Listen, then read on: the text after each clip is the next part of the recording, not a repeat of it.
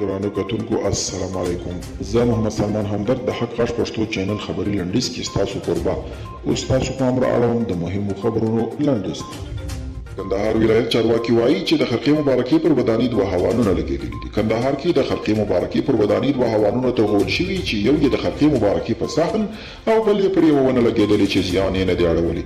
د کندهار ولایت امنیتي چارواکي وایي چې په دې اړه پلټنې روانې دي. د بدخشان د شورابک بندیز رغنیزي چارې بشپړې شوې دي. د بدخشان ولایت ځایي چارواکي وایي چې د شورابک بند رغنیزي چارې بشپړې شوې دي او په دغه بند به ډېر ژر د ولسمشر غني له لوري پرانیستل شي او ګټې اخیستنې ته به وسپارل شي.